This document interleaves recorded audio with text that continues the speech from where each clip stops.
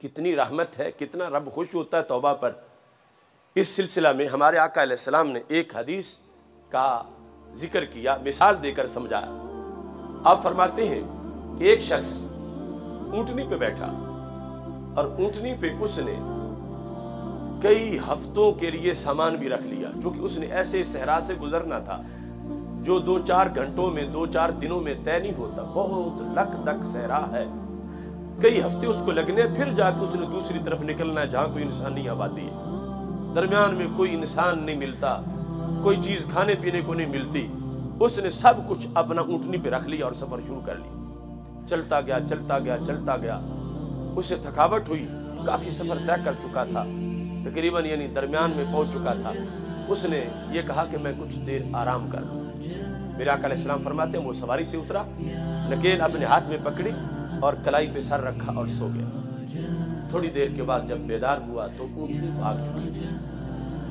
اب اس پر زمین تنگ ہو گئی کہ دوڑ کے تو میں جا نہیں سکتا اور اونٹنی پر ہی جانا تھا، اب اونٹنی نہیں ہے تو میں کیسے جاؤں گا؟ کوئی انسان ہے نہیں، کوئی میرا فریادی نہیں، کوئی دستگیر نہیں، میں کیسے پار ہو جاؤں گا؟ وہ اس گھبراہٹ میں دوڑا کہ کہیں شاید قریب اونٹنی کھڑی ہو، دائیں بائیں ہر طرف دوڑا، بدن میں جو انرجی تھی سب ختم ہو گئی، بھوک بھی لگ گئی، پیاس بھی لگ گئی، دوڑنا چلنا مشکل ہو گیا۔ ڈھونڈ ڈھونڈ کی اونٹنی، پیاس کی وجہ سے نڈھال ہو رہا تھا، اونٹنی مل نہیں رہی تھی۔ اب اس کو یقین ہو گیا نہ اونٹنی ملے گی، نہ پانی ملے گا، نہ کھانے کو ملے گا، اب چند گھڑیوں کا میں مہمان ہوں۔ اس نے یہ فیصلہ کیا کہ میں اس جگہ مروں جہاں اونٹنی بھاگی تھی، کیونکہ وہ رستہ ہے، شاید کبھی کوئی انسان اس رستے سے گزرے تو کم از کم میری ہڈیاں تو زمین میں چھپا دے، کیونکہ یہاں نہ جنازہ ہوگا، نہ کچھ ہوگا، نہ کوئی دفن کرے گا مجھے، تو کبھی کوئی انسان اس رستے سے گزرا تو میری ہڈیاں محفوظ کر دے گا۔ اس نیت سے وہ رستے پہ جا کر لیٹ گیا، آنکھیں بند کی۔ لوگ بند کرتے ہیں جاگنے کے لیے، وہ بند کر رہا تھا مرنے کے لیے، اب جینے کی تو کوئی سبیل باقی نہیں رہی، آنکھیں بند کر کے سونا چاہتا تھا کہ نیند میں ہی روح نکل جائے، مگر بھوک کی وجہ سے نیند نہیں آ رہی تھی، بڑی بے چینی تھی، زندگی کا سورج غروب ہو رہا تھا، مستقبل اس کے سامنے تاریک ہو چکا تھا، کربٹیں بدلتا بدلتا اس نے کچھ دیر کے بعد جب آنکھیں کھولی تو اونٹنی سرہانے پہ کھڑی تھی۔ میرے آقا علیہ السلام فرماتے ہیں وہ تو پھر ساری زندگی کے اس کے منصوبے بحال ہو گئے، فوراً اس نے اونٹنی سے پانی لیا، جو سامان میں رکھا تھا، جو کھانے کے لیے کھجوریں وغیرہ تھی وہ کھا لی، انرجی بحال ہو گئی، کوئی فرق ہی نہ رہا، پھر اونٹنی پہ بیٹھ گیا، پھر سفر شروع کر دیا۔ تو میرے آقا علیہ السلام نے صحابہ سے پوچھا، میرے صحابہ بتاؤ کہ یہ بندہ جب اونٹنی اس کو نظر آئی ہوگی تو کتنا خوش ہوا ہوگا؟ یہ مثال سامنے رکھ کر میرے آقا علیہ السلام نے صحابہ کرام رضی اللہ تعالیٰ عنہ سے پوچھا کہ وہ بندہ پھر کتنا خوش ہوا ہوگا۔ اس وقت رسول اللہ صلی اللہ علیہ وسلم سے یہ پوچھا گیا، تو سرکار نے جب صحابہ سے یہ پوچھا وہ کتنا خوش ہوا ہوگا، تو صحابہ نے جواب میں کہا کہ یا رسول اللہ صلی اللہ علیہ وسلم ہم اس کی خوشی لفظوں میں بیان نہیں کر سکتے، اتنا خوش ہوا ہوگا، اتنا خوش ہوا ہوگا کہ ہمارے پاس کوئی لفظ نہیں کہ ہم اس کی خوشی کی منظر کشی کر سکیں۔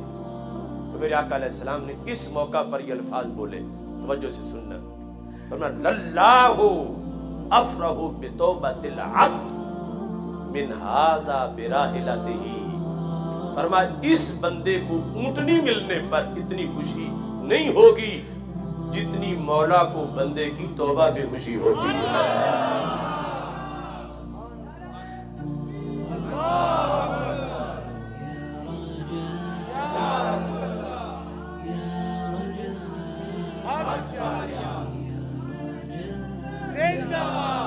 اب دیکھیے اللہ ہے، غنی عن العالمین ہے، سارے جہانوں سے بے نیاز ہے۔ مطلب کیا ہے؟ حدیث میں ہے کہ اگر سارے لوگ پہلے نمبر کے بادشاہ بن جائیں رب کو کچھ دے نہیں سکتے، اور سارے برے ہو جائیں رب کا کچھ بگاڑ نہیں سکتے، وہ ہے بے نیاز، غنی عن العالمین، بے نیاز ہے سارے جہانوں سے، اس کے باوجود کہ وہ بے نیاز ہے۔ کتنا بندہ نواز ہے کہ کہ بندے نے توبہ کی تو وہ اتنا خوش ہوا. فرمایا میرے نبی علیہ السلام نے اس اونٹنی والے کو اتنی خوشی نہیں ہوتی جتنی رب کو بندے کی توبہ کی وجہ سے خوشی ہوتی ہے. تو یہ فکر آخرت کے نتائج ہے. اب فکر آخرت جس طرح میں نے آغاز میں کہہ دیا اس کے بہت سے درجات ہیں، 1000 سے بھی زیادہ.